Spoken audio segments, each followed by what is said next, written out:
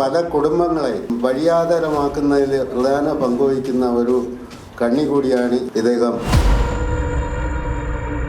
Kallambalam police സ്റ്റേഷനിലും Varkala police സ്റ്റേഷനിലും ഇദ്ദേഹത്തിൻ്റെ പേരിൽ പരാതിയുണ്ട്. പക്ഷേ മറ്റുള്ള പോലീസ് ഓഫീസർമാരെ സ്വാധീനിച്ച് ഈ പരാതിക്ക് യാതൊരു പരിഹാരവും ഇല്ലാതെ ഇപ്പോഴും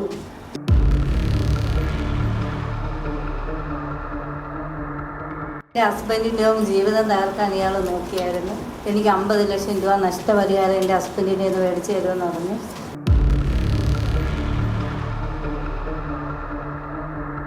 സ്വർണ്ണക്കടയിൽ നിന്നല്ല 5 വിവാഹം എന്ന് പറഞ്ഞുകൊണ്ട് ഒരുപാട് പേര് കാശ് കൊടുത്തതിന് ഞാനും പൈസ കൊടുത്തവരുണ്ട്, സ്വർണം കൊടുത്തവരുണ്ട്. അതിനൊക്കെ ഞാനും ദൃക്സാക്ഷിയാണ്. പക്ഷേ ഇദ്ദേഹം വസ്ത്രം ഉൾപ്പെടെ ഒരു മനുഷ്യർക്കും കൊടുത്തിട്ടില്ല എന്നുള്ളത് സത്യമായ കാര്യമാണ്.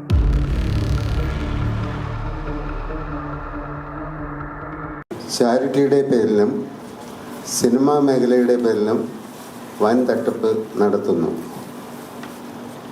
തട്ടിപ്പ് നടത്തുന്ന വ്യക്തി അർജുൻ ബിനു ആണ്.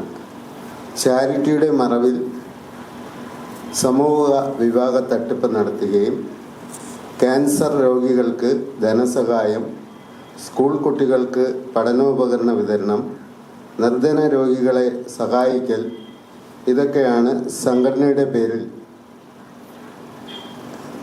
നടത്തി വരുന്നത്. ഇയാള് മേഖലാടിസ്ഥാനത്തിൽ എല്ലാ ജില്ലാ തോറും മേഖലാടിസ്ഥാനത്തിൽ ഇപ്പറഞ്ഞ പ്രവർത്തനങ്ങൾ നടത്തുന്നു. ഇതിലൂടെ വൻ സാമ്പത്തിക നേട്ടം കൊയ്യുകയാണ് ഇദ്ദേഹത്തിൻ്റെ ലക്ഷ്യം. വിവാഹ തട്ടിപ്പിൻ്റെ പേരിൽ കടകളിൽ നിന്നും മറ്റ് സ്ഥാപനങ്ങളിൽ നിന്നും പണവും സ്വർണ്ണാഭരണവും വാങ്ങുകയും അർഹതപ്പെട്ട ആൾക്കാർക്ക് അത് നൽകാതെ ഇദ്ദേഹത്തിൻ്റെ അക്കൗണ്ടിലേക്ക് ക്രെഡിറ്റ് ചെയ്യുകയുമാണ് ചെയ്യുന്നത്. അപ്പോൾ എനിക്ക് പറയാനുള്ളത്, ഗവൺമെൻറ്റിനോട് പറയാനുള്ളത്, ഇതിന് ഒരു സംഘടന രൂപീകരിക്കുക. ഇത് ഈ ചാരിറ്റി തട്ടിപ്പിനെതിരെയും ഈ സിനിമാ മേഖലയിലെ തട്ടിപ്പിനെതിരെയുമായിട്ടുള്ള മന്ത്രിതല സമിതി രൂപീകരിച്ചിട്ടുണ്ട്. ഒരു സംഘടന രൂപീകരിക്കുകയും ആ സംഘടനയിലൂടെ ഈ ക്രൗഡ് ഫണ്ട് ഗവൺമെൻറ്റിലേക്ക് വരുത്തുകയും ഗവൺമെൻറ്റിലൂടെ നിർധനരായ രോഗികൾക്ക് കിട്ടുന്ന രീതിയിലുള്ള ഒരു സംവിധാനം ഉണ്ടാക്കണമെന്നാണ് എനിക്ക് പറയുവാനുള്ളത്.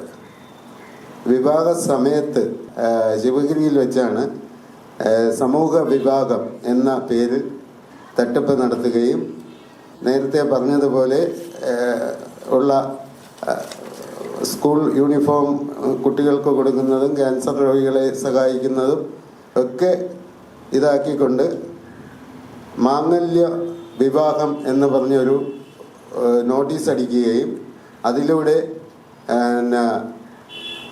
സാമുദായിക, സാംസ്കാരിക, രാഷ്ട്രീയ മേഖലകളിലുള്ളവരെ വെച്ച് നോട്ടീസ് അടിച്ചിട്ട് അത് കടകളിൽ കൊണ്ടുപോയി കൊടുക്കുകയും അതിലൂടെ പണപ്പിരിവ് നടത്തുകയുമാണ് ഇയാൾ ചെയ്യുന്നത്. മേഖലയിൽ ആൾക്കാരിൽ നിന്ന് പൈസ വാങ്ങിക്കൊണ്ട് ഇദ്ദേഹം സിനിമാ മേഖലയിലും വൻ തട്ടിപ്പ് നടത്തിക്കൊണ്ടിരിക്കുകയാണ്. എന്ന് വെച്ചാൽ പാവങ്ങളുടെ തട്ടിപ്പ് നടത്തുക എന്ന് വെച്ചാൽ 5000 രൂപ മുതൽ 20,000 രൂപ വരെയാണ് ഇദ്ദേഹം ഇത് ക്യാഷായിട്ട് വാങ്ങുന്നത്. കൂടാതെ പല കുടുംബങ്ങളെ വഴിയാധാരമാക്കുന്നതിൽ പ്രധാന പങ്കുവഹിക്കുന്ന ഒരു കണ്ണി കൂടിയാണ് ഈ അർജുൻ ബിനു. സിനിമയുടെ പേരിലാണ് ഏറ്റവും കൂടുതൽ, സിനിമയുടെ പേരിലും ചാരിറ്റിയുടെ പേരിലുമാണ് ഇദ്ദേഹം വൻ തട്ടിപ്പ് നടത്തി ലക്ഷക്കണക്കിന്, ലക്ഷമല്ല കോടിക്കണക്കിന് രൂപ ഇദ്ദേഹം സമ്പാദിച്ചിട്ടുണ്ട്. ഞാൻ അദ്ദേഹത്തിൻ്റെ കൂടെ എന്നെ ഒരു സഹായിയായിട്ട് കൂടെ വിളിക്കുകയുണ്ടായി. പക്ഷേ അവസാനം ലാസ്റ്റിൽ എനിക്ക് ചതി മനസ്സിലാവുന്നത്, വർക്കല ശിവഗിരിയിൽ വെച്ച് വിവാഹം നടത്തുമ്പോൾ സമൂഹ വിവാഹം എന്നാണ് പബ്ലിസിറ്റി ചെയ്തിരുന്നത്. ഒടുക്കം പല ഉന്നതരെയും ഫോട്ടോ ഉൾപ്പെടെ പോലീസ് ഉദ്യോഗസ്ഥരെയും അതുപോലെ സിനിമാ ഫീൽഡിലുള്ളവരുടെയും എല്ലാവരും ഇവിടെ വന്നു നിന്നാണ് സമൂഹ വിവാഹം നടത്തുന്നതെന്നാണ് നോട്ടീസ് അടിച്ച് പബ്ലിസിറ്റി ചെയ്തത്. പക്ഷേ അവിടെ ഒരു ഉന്നതരും വന്നതുമില്ല. കല്യാണ സമയത്ത് ഈ വ്യക്തി പോലും വന്നില്ല. അവസാനം വരൻ്റെ വീട്ടുകാർ വരുന്ന ആ സമയത്ത് പോലും ഒരുപാട് സ്ഥലത്ത് ഞാൻ ഉൾപ്പെടെ പോയാണ് സ്വർണ്ണം ഉൾപ്പെടെ പല തട്ടാക്കടകളിൽ നിന്നും അതേപോലെ വസ്ത്രം ഉൾപ്പെടെയൊക്കെ വാങ്ങിച്ചത്. പക്ഷെ അതിൽ ഒരെണ്ണം പോലും ആ കുട്ടി നിർദ്ധനരായ ആ ഒറ്റ വിവാഹം നടത്തി ആ കുട്ടിയെ പോലും കൊടുത്തിട്ടില്ല. പിന്നെ 5 പവൻ്റെ സ്വർണ്ണം എന്നാണ് ഇദ്ദേഹം പിന്നെ നോട്ടീസിലെല്ലാം പബ്ലിസിറ്റി ചെയ്തിരുന്നത്. പക്ഷേ അവസാനം ഈ കുട്ടിക്ക് ഒരു 2 ഗ്രാം സ്വർണം പോലും കൊടുത്തില്ല സാറേ.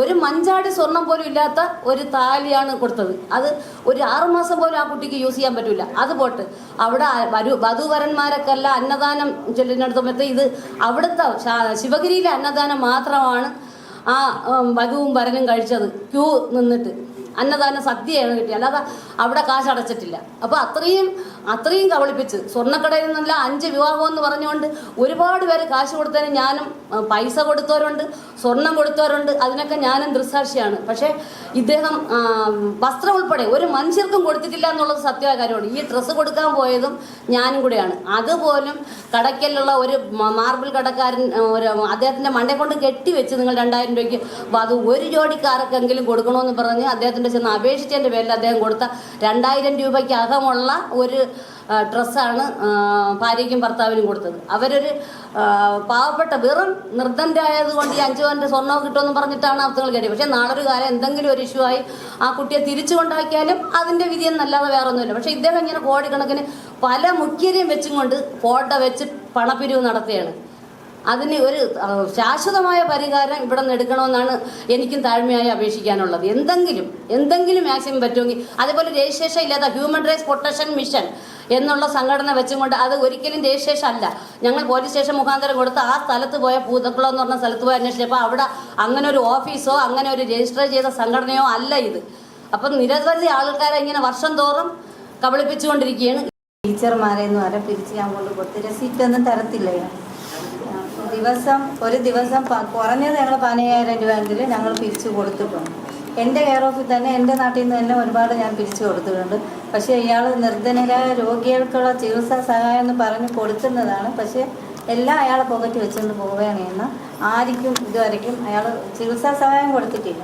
ഇതേപോലെയുള്ള ഈ ചാരിറ്റിയുടെ പേരിലും സിനിമയുടെ പേരിലും തട്ടിപ്പ് നടത്തുന്ന ആൾക്കാർ നിയമം മൂലം അത് ഗവൺമെൻറ് ഒരു നടപടിയെടുത്ത് അതിനു വേണ്ട പരിഹാരം ഉണ്ടാക്കണമെന്ന് വളരെ വിനയത്തോടെ അഭ്യർത്ഥിക്കുന്നു.